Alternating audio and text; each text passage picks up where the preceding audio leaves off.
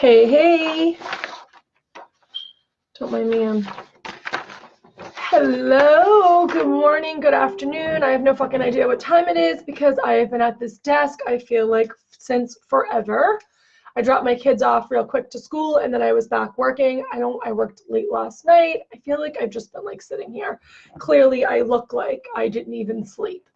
I'm in launch mode. I'm in website redesign mode. I'm in all the modes. I'm in mom mode. I'm in so many things going on outside of all that. But great things, great things. So I am here today to take over Stuck Points Part 2. I'm just going to take a second to wait to see if anybody hops on, invite a couple of friends. And I'm still trying to figure out this whole invite thing. It's weird. It's like coming from maybe my other Facebook page. I'm not sure where this list is coming from. So I'm just going to invite. I'm going to try to invite again. It's just funny how it's not anybody from this group. It's just really strange to me. Yeah, I don't know what's going on here, but we're going to try to add some people and see if anybody, it's very strange, anybody hops on with us. I think I just invited 2 people, but that's all I was able to invite. And then it doesn't let me invite anybody. So very strange. Anyway, okay, so yesterday, if you were on, we talked about Stuck Points, and I explained how Stuck Points is part of CPT. It's a therapy that not a lot of traditional therapists actually use, but it's very helpful in transmuting your trauma. I feel it is. It kind of was a shifting point for me when I was going through my recovery. I actually did it during a cycle of, I had to go to group therapy, and that's when we did it. We kind of did it there. We did a taste of it. It wasn't full on, but it was enough that I was able to pick up the skills that I needed and then introduce it into my own life every day. So full disclaimer, I am not a therapist. Sorry, I thought I heard someone. I'm not a therapist or any psychologist. I can't even speak. And I'm a coach. So if you have a mental illness or you find yourself really, really low, and I think you should seek traditional help. You're welcome to use any tools and strategies that I give you, but I am not acting as your therapist. This is entirely different. So I just wanted to kind of put that out there. I feel like traditional therapy is, and I have nothing against traditional therapy. I've said this like a million times. Traditional therapy has helped me a lot in my life. I owe a lot to therapy. I've been in it for over 30 years. But I also believe it's kind of phasing out a little bit in the sense where talk therapy is no longer effective for people. I think that it's redundant and it keeps us kind of stuck. It doesn't help us with goals that we're trying to set and achieve beyond our shit. So I find therapy to be working through the past, not necessarily moving us into the future. And my philosophy is we can only be stuck for so long. We can only be victims for so long. And it's not saying that because you see a therapist, you're a victim. That's not what it is. We're all victims to some extent. But it's the mentality, it's the shift that changes in us that wants to regain our power and our resilience. And I feel like therapy keeps us almost pigeonholed in a place that we're not able to expand that. Now, again, I love therapy, traditional therapy. There are parts of it that I absolutely love, and it's effective in some ways. I feel like if you have a mental illness, depression, PTSD, bipolar, any of those things, I think it's important to have a support team that is, knowledgeable, that's equipped, that has all the things it needs to have, the ability to write a prescription if they have to, the ability to introduce other techniques. I think that's so important. But I also think if you're, I heard the greatest analogy today about, it kind of was triggering actually. It was an article about traditional therapy versus coaching. And like I said, it triggered me a little bit, and I might write something on it. So I'm not going to fully put it out here because I don't want to take up too much time on it. But the way that in the article it was described is Therapy are for the people that are in the hole, and coaching are for the people that are grounded and climbing the mountain. So you can still be in your shit. You can still have issues. You can still be dealing with life. You can still be in addiction. You can still be working towards healing, but you're not you're not deep in that hole. You're actually on the ground and you're starting to move things. So I thought that was a really great analogy, and it really does decipher between therapy and then coaching. Anyway, with that being said, I'm going to go on. I feel like I have done enough work in this realm that I could be a therapist. But again, I always want to point out that I'm not one. So, but I feel like I went to the School of Hard Knocks. I am a trauma survivor myself. So I've done a lot of work in my own healing. And yeah, and I've coached women and I've built businesses and I've done a lot of things, and all being in their survivor mode, all being with, you know, a chronic illness, a mother, a wife, and then also dealing with my past childhood trauma, amongst all the other traumas that have happened in my life as an adult. So let's get started on stuck points. And so we talked yesterday about stuck points. I'm just going to give like a quick overview about what a stuck point is so we can move on out of that. So basically, a stuck point is the point in your story. It's a belief. It's a core belief that you have around what happened to you. And I gave examples of my own life. So, and real quick, and I also dropped a bunch in the group of what possibly could be stuck points for you. So like one of my stuck points for me was like, you know, I initiated my own sexual abuse from my stepdad. That was one of my stuck points in my story. Now we have a mind, right? A very imaginary, we have a very wonderful mind that we have. We have a subconscious mind, we have a conscious mind, and we have an unconscious mind, right? So the conscious mind only operates, like I only think it takes up a very small portion of our mind. And the unconscious, the subconscious mind takes up like 80% of our mind. So all the thoughts that we have that are filtered through our mind, they're being filtered through that subconscious. So when we're going about our day and we're triggered by something and you find yourself like lashing out, or something happens, you get a feeling of anger comes up, or fear or scarcity comes up, that's not coming up from your conscious mind. That's coming up from your subconscious mind. So stuck points are really difficult in our recovery if we haven't addressed them or identified them, because they're stuck in our subconscious. So like, for example, when I was dealing with my abuse and I was in recovery for it, one of my stuck points, as I said, was that I deserved it. My mother for years told me that I was the one that, you know, wore my leotard around the house, and, you know, I gave hugs and all that stuff. And because of those actions, my stepfather took it as cues that he could be sexually advanced with me. And that's not a logical, realistic thought. But in my mind, in a child's mind, and even in an adult's mind, that is a stuck point. Another example, like if you were attacked in a park, right? And one of your stuck points could be, if I didn't take that route home, if I only took the opposite route, if I listened to my intuition and I took the long way home, I wouldn't have been attacked. Whether it's true or not true, it is not fact. There's no fact there that you wouldn't have been attacked. There's no fact there. So it is a stuck point. It's a point in the story that you have to propel forward, that if you don't, it's going to keep you in that place. Does that make sense? Hey, Danielle. Okay, so that's really important to understand, that we all have stuck points. And now we have stuck points in our everyday life too. This is not just trauma related. You can literally use this in like all instances of your life. Our children have stuck points. We have stuck points. It's just one of those places where we start to believe something, and then even more so, it's reinforced. So like going back to the woman that's walking through the park and she's attacked. Well, maybe like she was wearing a dress.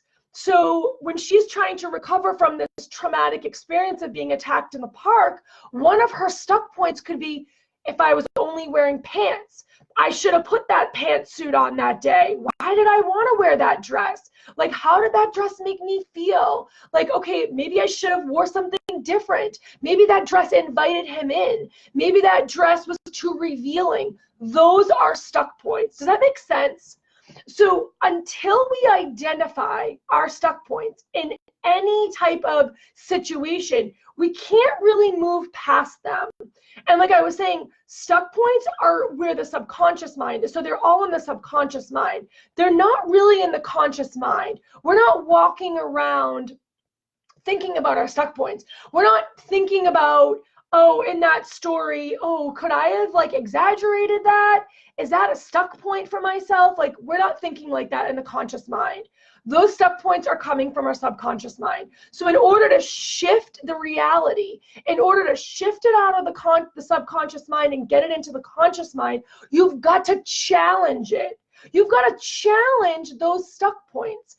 And I have a little bit of a list on some of the questions that you can ask yourself in order to challenge the stuck points that are relatable for you. So, all right, hey, Catherine, is that making sense? Okay, cool. All right, let me just go on to, so you have an event that happens, right? Then after the event, you tell yourself something. You tell yourself a story. We need a story to attach ourselves to. We need a story. So even if the story isn't true, even if it's exaggerated, we need the story, okay? But because of the story, there's a consequence. So because you have what they call these stuck points, there's consequences to them. The consequences could be that you can't move. You're paralyzed in this fear. Maybe it's a trust thing. You don't trust people because your stuck point is no one's trustworthy. Maybe your stuck point is like, you know, someone cheated on you and now you think that all men are going to cheat, all men are going to abuse you. So your stuck point is that in that place. So the consequence for that is you go about your life attracting the wrong people. You feel unworthy. You feel powerless in your decisions to choose the right people in your life. Does that make sense? You feel dirty. You feel like that you deserve these men to treat you the way that you should be, that you deserve them to treat you this way. Like, those become the stories. Those become the stuck points. So what we need to do is advance against them. We need to put up our attackers and we need to prove them wrong. We need to challenge them in some way. So in what ways is your stuck point focused on only one piece of your story? So many times we get fixated on one piece of the story. We don't look at the whole event. We just take one little piece of it, and that's where we become hyper vigilant, and then we act from that place. So first and foremost is, what is the evidence against the stuck point, right? Do you have evidence? Do you have actual fact that if you wore a different piece of clothing that morning, you wouldn't have been abused? No, you do not. You do not have fact in that. In what ways is your stuck point not including all the information? How many times do we gather what we want and we leave pieces of the story out, just kind of out there? A lot. We do this a lot. In what ways is your stuck point focused? Oh, we already did that one. Focused on what part of the story? How is your stuck point confusing something that is possible with something that is likely? So is it possible if you didn't have a skirt on that day, you wouldn't have been attacked? Or is it likely if you didn't have a skirt on that day, you would have been attacked, right? We've got to kind of, we're here, this is what we're doing. We're shifting now. We're shifting to the conscious. We're starting to look at our story going, what parts don't really make sense logically? How can I challenge this thought? this is really, really important because it brings us to a very conscious place. It brings us to a very realistic place, because when we're in our feelings and our emotions and our reactions to what's happening, to what happened, we are not in this realistic place. I remember my husband said to me once, "You, everything is a catastrophe to you. Like, one little thing means that everything is wrong." Like, I can't give like a good example, but like, if he did something, I would use the word always. "You always do this." And he'd be like, "I don't always do this. Like, it happened like once or twice. And now that I know that you don't like this or want to do this, then I can change it. But you catastrophize, everything is a catastrophe." This is a very common symptom in like PTSD. This is a very common thing. And why this is so hard to move past is because we're in those stuck points, because of the stuck points. So how is your stuck point confusing something that is possible with something likely? So think about that one. And I'm going to post these in the group later so you guys can use them however you want, and look at them and compare them to your own life and look at your story. Like, I highly recommend that you, not every trauma, because traumas can overlap a lot of the times. So like, what happened to you as a child, you had like aftermath of, and then kind of you had your own stuff happen as an adult, and then other traumas happen, like loss is a trauma. Somebody could have passed away suddenly. Divorce is a trauma. What is it? Surgery, major surgery is trauma. So we all have overlapping traumas. But I would take one trauma that has really been significant in your life, that has really impacted you, and write out the story that you tell yourself, and then go through it and circle all the things that aren't very logical, that you have no proof, that it might just be a habit, really not based on fact. Does your stuck point include or not include like terms that are realistic? You know, does your stuck point include words or phrases that are extreme or like really exaggerated or catastrophized? So look at your story and then circle your stuck points and look at it as the event, what your stuck point is, and what the consequence for those stuck points have been for you. Really map it out. This is extremely important. Another thing is, where did the stuck point come from? Is it dependable? Is it a dependable source? My mom was my stuck point. By telling me, by showing up in court and blaming me against my sexual predator, my stepfather, that I did something wrong, she became the stuck point in my story. She is not a reliable source. She doesn't have it all together. Clearly, any grown woman would never blame a 13-year-old for something like that. Anybody with a realistic mind or has any 2 cents would know this is not real. This couldn't be. So the likelihood of her being a dependable source is just way down.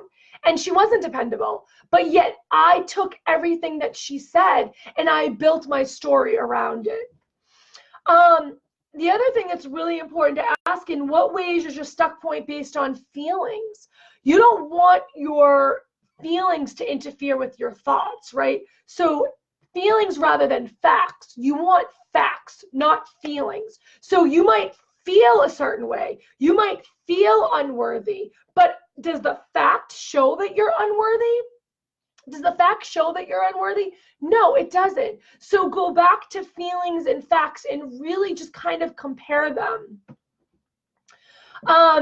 In what ways is the stuck point used like or focused on unrelatable parts of the story? So what's relatable and what's not relatable? And that's really important too. I think that when you learn how to do this, and this is a skill, just like anything I teach, it is a tool that you can take with you, do what you want with it, but it's also a skill.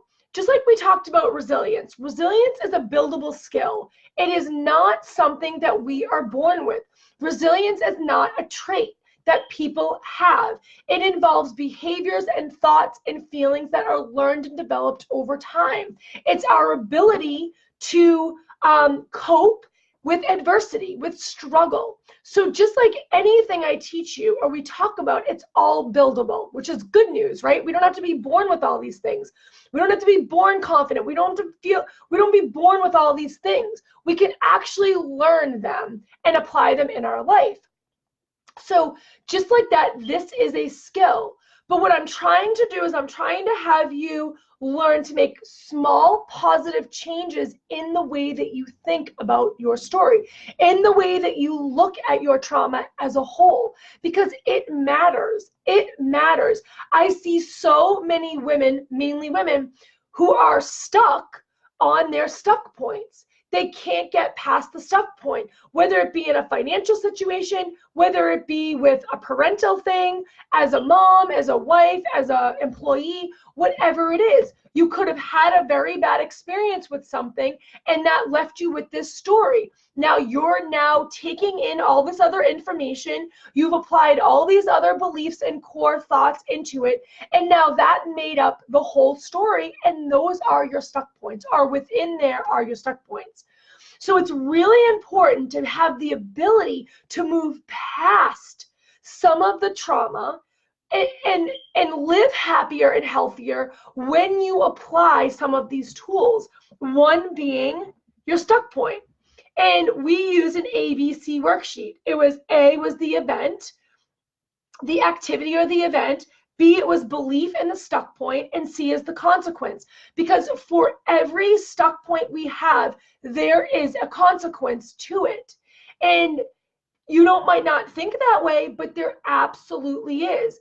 If you're not making enough money in your business, if you're not succeeding in whatever you're doing, I guarantee you, if you go back to the story, there's a stuck point there. That once you get unstuck, you will be able to move past, and then you will reach higher levels of success, money, relationships, whatever else you want. I'm just using that as an example.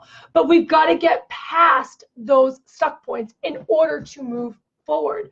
It was a really big eye-opener for me, for sure, when I was on my recovery journey and how I could do it. And I use these tools in my own coaching because I think it's really important. Somebody might call it something different. It might call it a block. You probably heard that 1,000 times, especially if you're in the coaching sphere. People use it as the block. Really, it's the stuck point. It's the thought, the core belief that's holding us back. Okay, how are we feeling about that? All right, I have another minute before I hop off because I have a lot more to do. Resilient AF opens, it technically opened yesterday, but it kicks off with the first training tomorrow. There's one spot left. I am happy to get you in there if you want to be. It is an incredible program that I developed about building resilience, coping skills, identifying what your current coping strategy is, and then giving you alternatives so you can cope healthier and better, so you feel better about your life. What changes that you can make, how to learn the difference between grittiness and resilient, so you can avoid those crises and insurmountable stresses that happen in your life. We have one more spot left. I will drop a link below like I do for every live that I'm on. If you catch the replay, #resilient, no more #replay. Facebook is kind of fading that out and not showing our videos as much when we use that. So I like #resilient better anyway. Free Coaching Friday will commence on Friday at 9 a.m. So please join it. We've had some amazing Free Coaching Fridays. I really think it's been very helpful for the people that have been on and the ones that dropped their questions. So engage, drop your questions if you're stuck on something, a stuck point perhaps, and you need some guidance and support with that, let me know. Just drop it in the thread and I will be live at 9 a.m. to answer your questions. That's it. Just take decisive action. Make something happen, something small. If it's signing up for the program, if it's doing something so you cope healthier, if it's letting go of a toxic relationship, if it's writing down your story and identifying your stuck points, do something that's going to help you move the needle a little bit further. And that's it. It was a quick one. I'm going to wrap it up because I got a lot to do today. But I love you all, and I will see you tomorrow. Bye.